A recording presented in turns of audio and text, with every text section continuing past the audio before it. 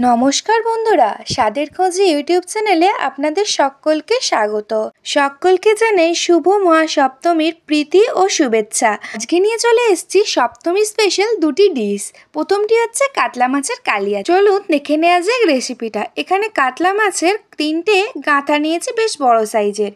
এতে পরিমাণ মতো নুন, কিছুটা পরিমাণ হলুদ গুঁড়ো আর সামান্য পরিমাণ একটুখানি লঙ্কা গুঁড়ো দিয়ে ভালোভাবে মাখিয়ে নেব। এবার মাছগুলোকে এক এক করে ভেজে নেব। দেখুন এইভাবে লাল লাল করে ভেজে নিতে হবে। মাছগুলোকে কিন্তু আমি এক এক করে ভেজে তুলে রেখেছি। এবার মাছ ভাজার যে তেলটা ছিল তাতেই আমি দারুচিনি আর তেজপাতা ফোড়নে দিয়ে দিচ্ছি। তাতে দিচ্ছি কুচিয়ে রাখা টমেটো, তাতে অল্প পরিমাণ নুন দিয়ে ভালো করে টমেটোগুলোকে ভেজে নিতে হবে। নুনটা দেওয়ার ফলে টমেটোগুলো বেশ নরম মতো হয়ে যাবে। এখানে পেঁয়াজ, আদা, রসুনের পেস্ট বানিয়ে নিয়েছি। এবারে পেস্টটাকে আমি কড়াইতে দিয়ে দেবো। দিয়ে যে মশলাটা তৈরি করেছিলাম তার সাথে বেশ ভালো মতোভাবে মিশিয়ে নেব, যেন মশলাটার সাথে এই পেঁয়াজ, আদা, রসুনের পেস্টটা ভালোভাবে মেশানো হয়, নাহলে কিন্তু ভালো লাগবে না আলাদা আলাদা হয়ে থাকলে। এভাবে খুন্তি দিয়ে বারবার টমেটোগুলোকে হালকা করে গেলে দিয়ে ভালোভাবে এটাকে মিশিয়ে নিতে হবে। তাতে দিয়ে দেবো হলুদ গুঁড়ো, লঙ্কা গুঁড়ো আর কাশ্মীরি লাল লঙ্কার গুঁড়ো দিয়ে ভালোভাবে মশলাটাকে বেশ কিছুক্ষণ কষিয়ে নিতে হবে। এরপর এতে দিয়ে দেবো পরিমাণ মতো চিনি। এতে আমি 1.5 চামচের মতো চিনি দিয়েছি, কারণ একটু মিষ্টি মিষ্টি হলে কালিয়াটা খেতে কিন্তু খুব ভালো লাগে। এরপর চিনিটা গলানোর জন্য আমি আরও বেশ কিছুক্ষণ কষিয়ে নেব। এখন বেশ কিছুক্ষণ আমি কষিয়ে নিয়েছি। কষিয়ে নেওয়ার পরে কালারটা কি সুন্দর লাল লাল মতো চলে এসছে, তাহলেই বুঝবেন কষানোটা হয়ে গেছে। এখানে নারকেল বেটে সেটা থেকে দুধ বার করে নিয়েছি এবং যে দুধটা বার করেছিলাম এবার সেটা কড়াইতে দিয়ে দিলাম। দিয়ে এবার যে মশলাটা তৈরি করেছিলাম তার সাথে দুধটা বেশ ভালোভাবে মিক্সড করে দেবো। বেশ কিছুক্ষণ ফুটিয়ে নেওয়ার পর উপর থেকে দিয়ে দেবো কয়েকটা কাঁচা লঙ্কা কুচি, কিছুটা ধনিয়া পাতা কুচি দিয়ে এটাকে আবারও বেশ কিছুক্ষণ ফুটিয়ে নেব। কাতলা মাছের যে গাঁথাগুলো ভেজে রেখেছিলাম সেগুলো এবার এক এক করে দিয়ে দিচ্ছি। দিয়ে এবার বেশ এইভাবে ওলটপালট করে নিতে হবে যাতে মাছের ভিতর মশলাটা ঢোকে, সেইভাবে এটাকে বেশ কিছুক্ষণ ফুটিয়ে নিতে হবে।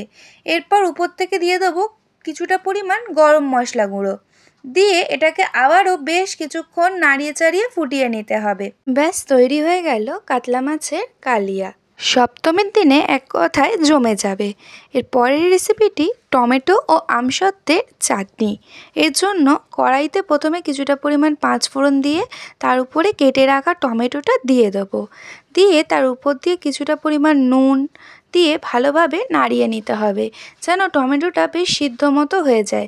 এইভাবে নাড়িয়ে চাড়িয়ে বেশ কিছুক্ষণ কড়াইতে ঢাকা দিয়ে রেখে দিতে হবে।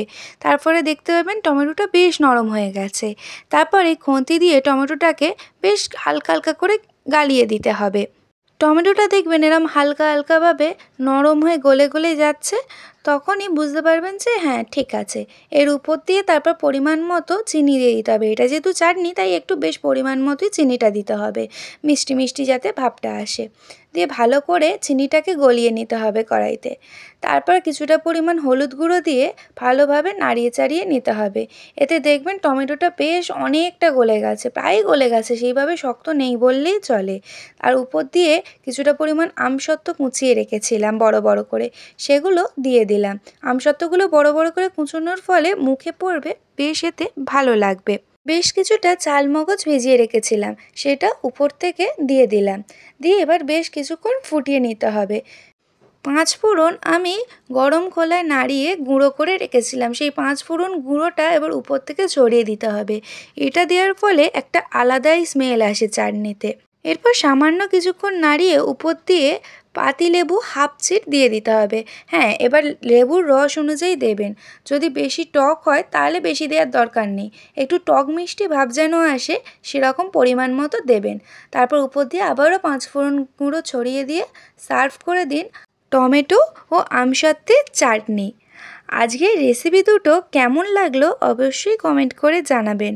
আর পুজো সবার কেমন কাটছে সেটাও জানাবেন। আর ভিডিওটা ভালো লাগলে অবশ্যই একটা লাইক করে চ্যানেলটাকে সাবস্ক্রাইব করে দেবেন।